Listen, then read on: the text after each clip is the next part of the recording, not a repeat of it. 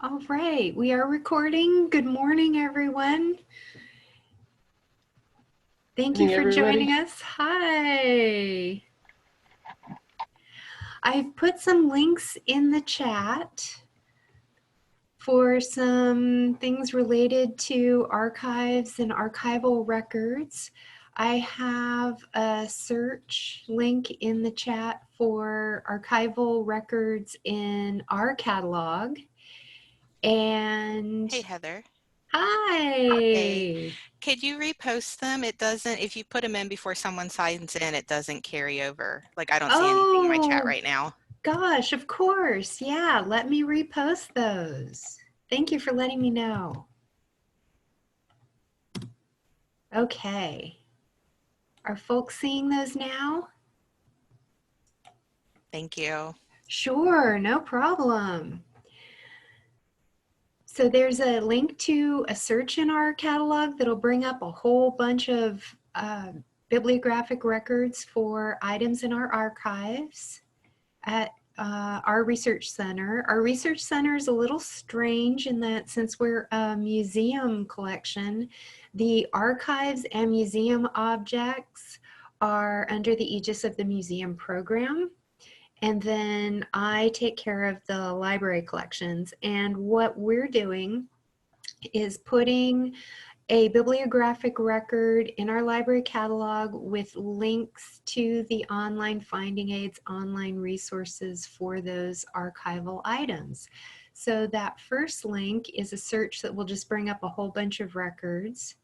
The second link is for a really large archival collection that we have from the American President lines, which is sort of typical what we think of as the quintessential archival collection, feet and feet and feet and feet and feet, meters and meters and meters of boxes containing manuscript records, photographs, film, that all kinds of things.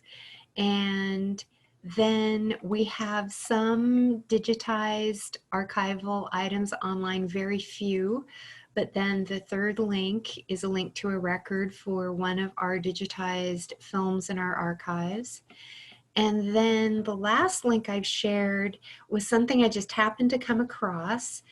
The OCLC cataloging community virtual meeting recently had a presentation, and they put up a free video of the whole meeting on YouTube. And Kelly McGrath at the University of Oregon did a presentation on using MarcEdit at their library to convert archival records. So she talks about how they had very minimal archival finding aid records and put those into MarcEdit and converted them into Marc, all sorts of things. And that recording is on YouTube for free, and I found it very interesting, and I thought folks might find that interesting too.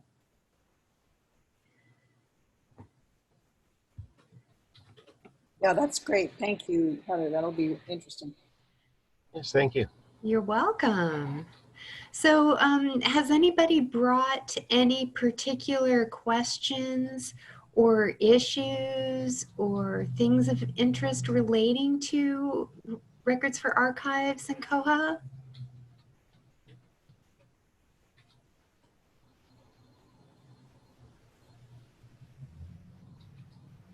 Well, I could just do some screen sharing and point out some things that we have that talk a little bit about some things we've found. Let me go ahead here and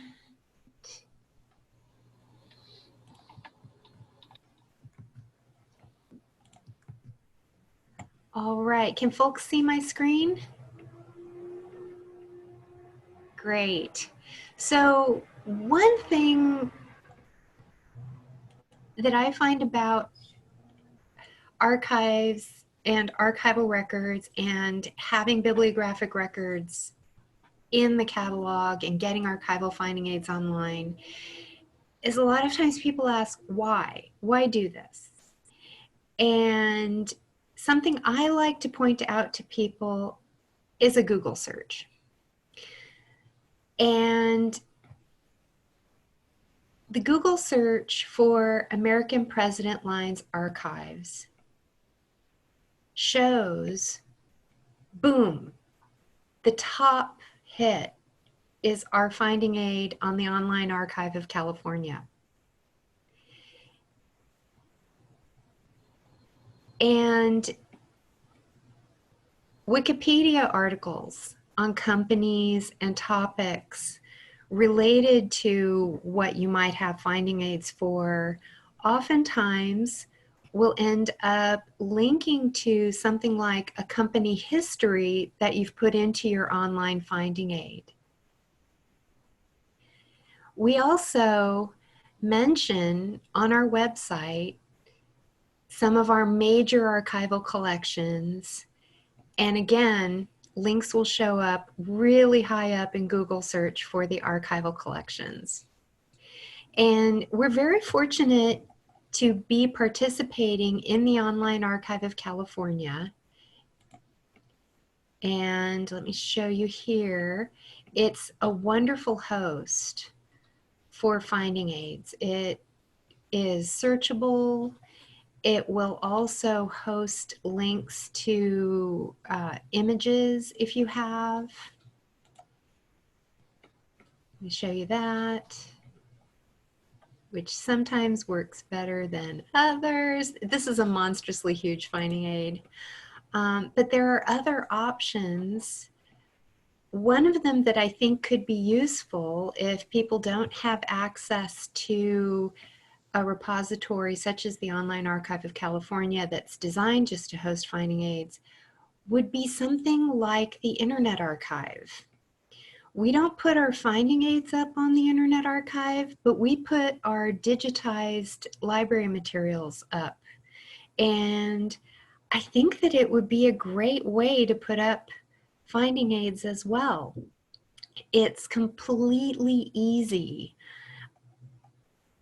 What I do is we have scans of our materials, and then I format them into PDFs and do the OCR to make sure those PDFs are searchable.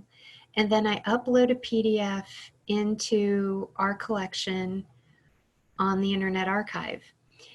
And the way we got a collection on the Internet Archive was uploading quite a few items and then contacting them and saying, hey, look at all these items we have. We're going to keep doing this. We're going to have a really large collection. May we please have our own collection on the Internet Archive?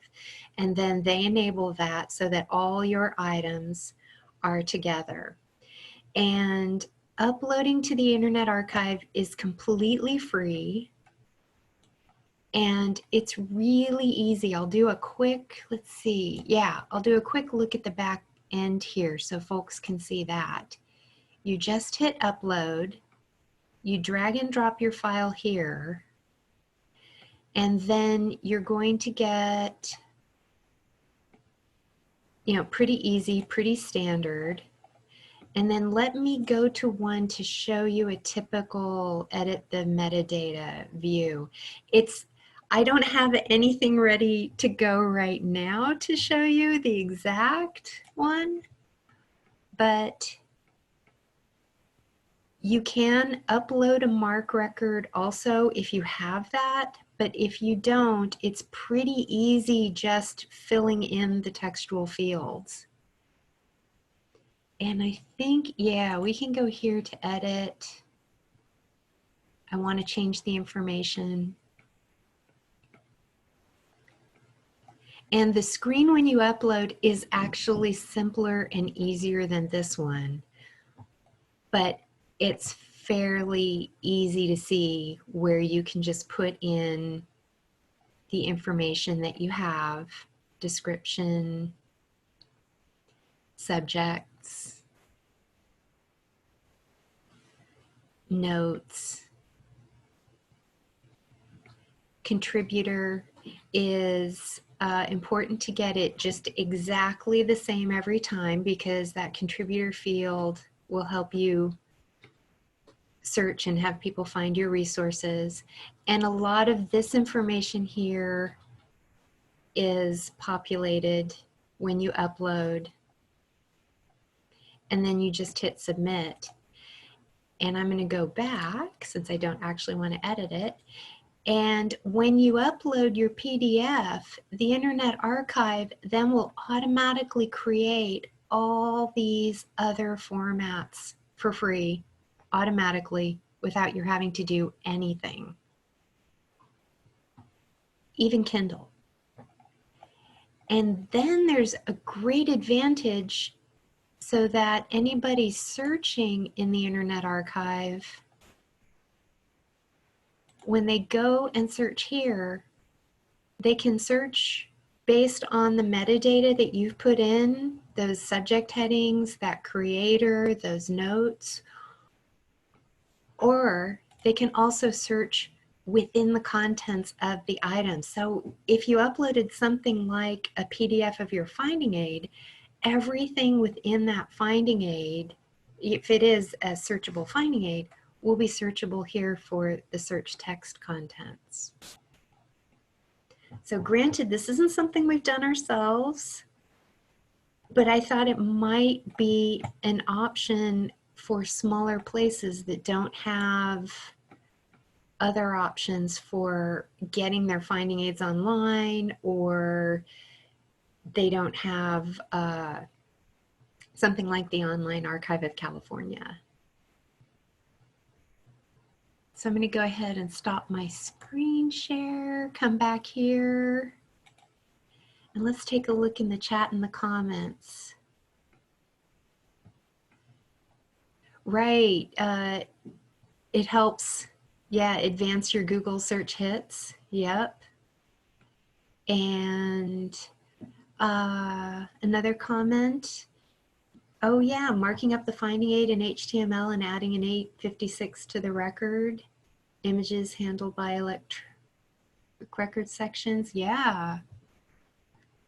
Definitely. And there's also an option within Koha to host PDFs as attachments to records.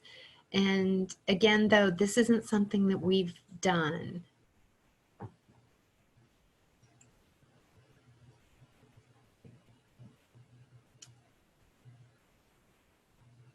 So anybody else have any comments, questions? Please feel free to unmute yourselves, share your video, chime in. I think I asked this once in the list, and I can't remember the answer. When you talk about attaching a PDF to a record, I said you didn't do it, but do you know how? Yeah, there's a section in the manual. Let me go back to sharing my Okay. screen, and I pulled that section of the manual up.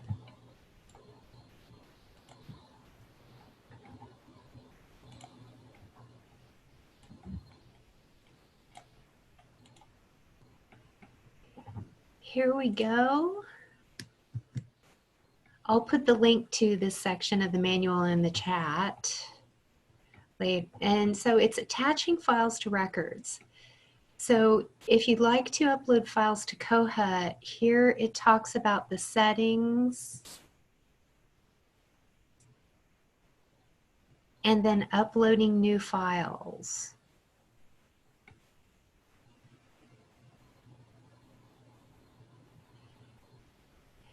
And it talks about files being in PDF. So I'm going to stop share, go back, put the link to this in the chat. Thank you. Sure. I think that the metadata that you put into your bibliographic record then would be really important, because I don't know about if you just have the PDF attached to the Koha record, then how searchable it would be to services like Google.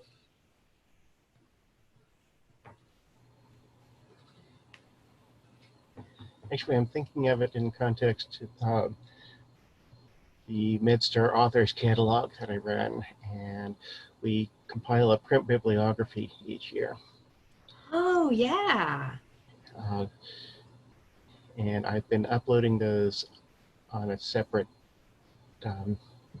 file server because I set up to run on port 81 on the koha instance, but our institution blocks pretty much every port, including 81. That didn't work. Good. Yeah, yeah. If you get that going, please share with us. That would be nice to see.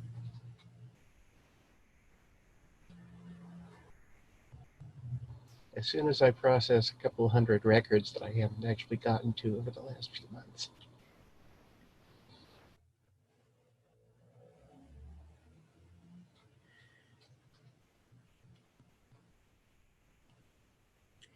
So anybody else have any comments?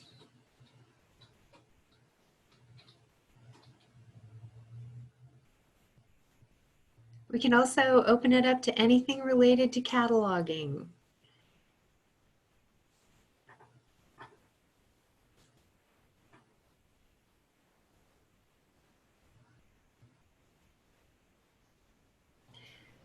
Just an update on my Library of Congress collection. I think I finally got everything, except then I have a power blip and I'm trying to restore the file. Oh, So there are 10 million records in there somewhere. wow. Well, we were recently upgraded to 1911, and I've been playing a little bit with the new scanning that's available for browsing. And I'd be happy to show folks that. I don't know if anybody else has been playing with that. Yeah, let's take a look at that. It's pretty neat. Let's go over to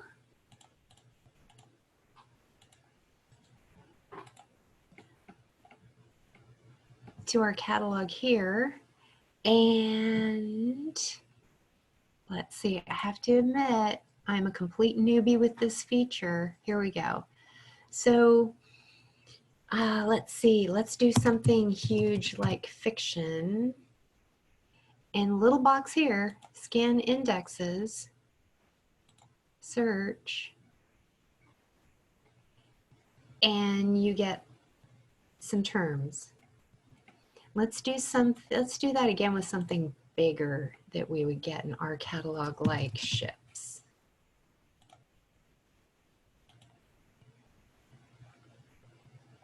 And there we go. Lots of terms and phrases. Ooh, ships on postage stamps. Why that's, I think because this one has a period, yep, and this doesn't, this probably has subdivisions. Let's take a look.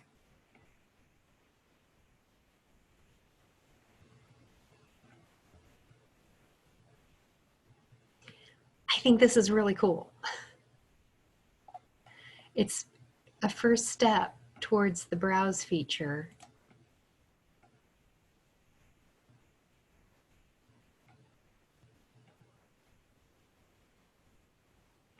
No subdivisions. Interesting. I'll have to look more into that. And I think this is related to, this development is a step towards the new true browse feature that they're developing. I've been talking this up with our staff saying, hey, you can now scan the indexes. I like it too with authors.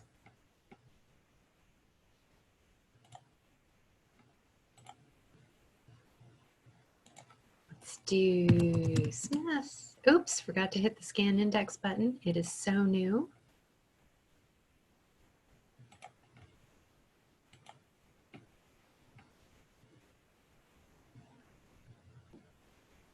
I think it's really great.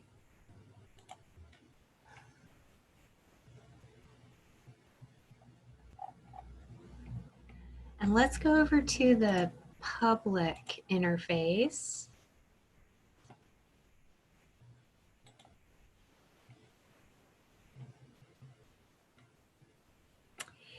I wish it were here. But that's something that I've been really trying to point out with my staff, is that this is sort of staff side only. So keep that in mind when people are looking and people are searching and trying to find things. I'll stop my screen share here. So has anybody else been upgraded to 1911? Playing with anything?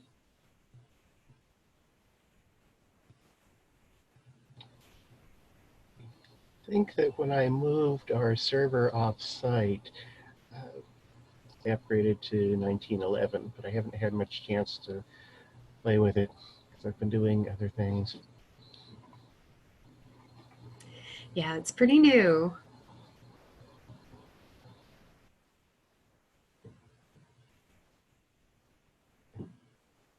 We were up. Oh, my camera's not on. You can't see me over here working. I can There hear you you, go. Jason. There you are. Hi. So we were upgraded several weeks ago. Most of the things I've been dealing with are like fines and things like that. We also had a lot of legacy data that didn't kind of agree with some of the things in the upgrade. So we haven't really dug into the cataloging side of things very much. But we did notice that the drag and drop rearranging fields in the basic editor, that was different for my catalogers. And there were slight changes to the spine label print tool that really threw off my catalogers, because before it would like leave the screen up and you could print it again if you wanted to, and now it just all goes away. So Oh no. they don't know if they've scanned it or not. So I was thinking about writing a bug to like propose maybe we should have a history on that screen or something, just to show what you've scanned already. But those are some of our cataloging things. I was gonna see if I had others. Yeah, having a history there, that sounds really useful. I've been playing with the new advanced editor copy and paste and keyboard shortcuts redefining, and it's very different. Let's see, I can show people that. Share my screen again. Let's get over to our staff interface. Just go into one of these records.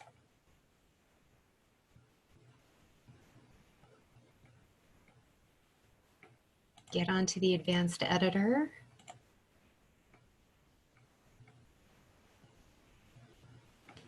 And let me scoot this over.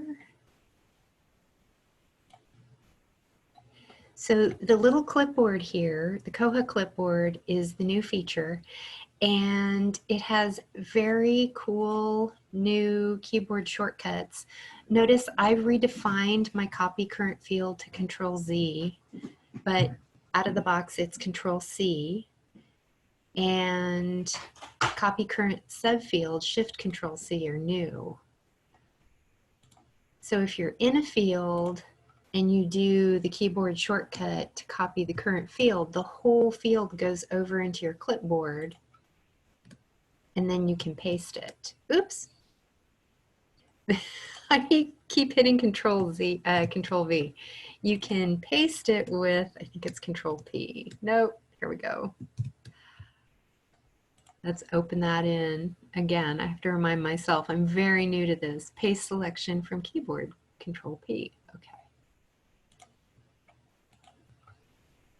So Control P. Nope, I'm still getting, the way it interacts with the operating system or not is very new. Okay, I think you are copying and pasting the one at the top of the clipboard. Yes. This is another problem, is there's no way to clear this clipboard. That's a new bug that they need to work on. If you highlight the fourth one down, Yeah, and then does that work? it does. Okay. Are those shortcuts browser specific, or is it system wide? It's system wide. Okay. So the keyboard shortcuts in here, if you redefine them When you log in on another browser, it's the same. I don't know if the other catalogers using the advanced editor will also have the same ones, because currently I'm the only one in the advanced editor. I have to verify this with my volunteer cataloger. Another difference that I've been commenting on bug 12446 about copy paste is that if you highlight just a portion of text and you want to copy that, there's now no way to do that because the copy function has been cut off from the operating system copy function. So if you copy, you're again getting, like right now I've highlighted that just this and I hit Control Z to copy, nothing happens. If I unhighlight, I can Control Z and I get the whole field, or I Control Shift C and I get just the subfield. But if I wanted to, something I will tend to do if I had a field that I didn't want to get a typo in, like methuen, and I wanted to just copy that and use that for an added entry, I can't do that anymore. So my shortcut is to open up the record, say in the public OPAC.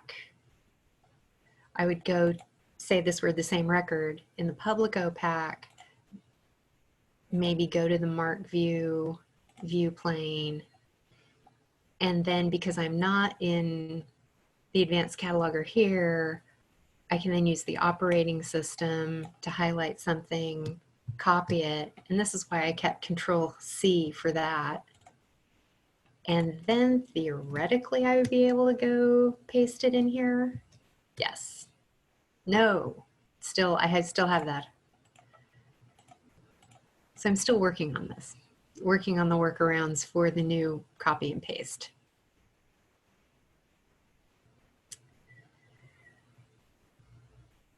So I'm going to get out of this record because I don't want to save any of these edits.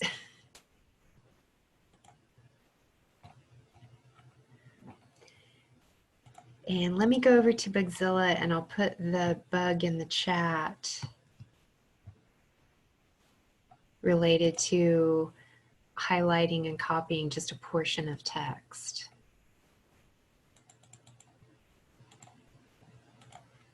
Let's see.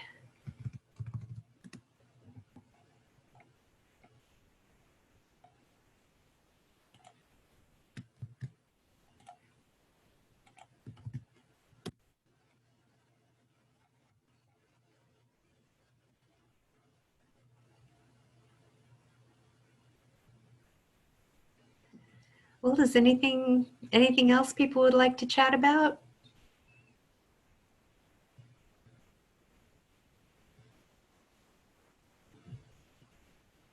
I guess one other thing that I was excited about in the upgrade was the fact that there are database fields for the 245 subfields now. So like subtitle, GMD, Yeah. statement of responsibility. That makes writing reports much easier on that. So, and we're excited that it's allowing the subtitle to display in more places like Bold's Q. So that's exciting. Yes. Yeah, often that subtitle field is really the only distinctive part.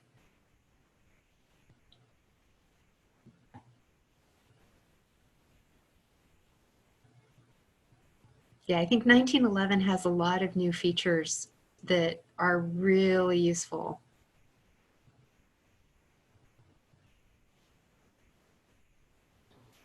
Yeah, but now I have to sit down and actually learn them.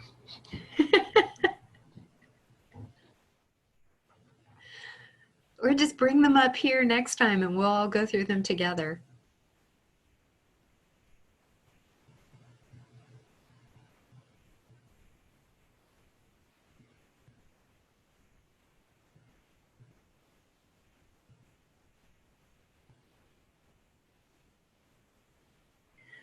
Well, if there's nothing else that folks would like to chat about, there's nothing wrong with calling it a day and having a short meeting, I'm sure.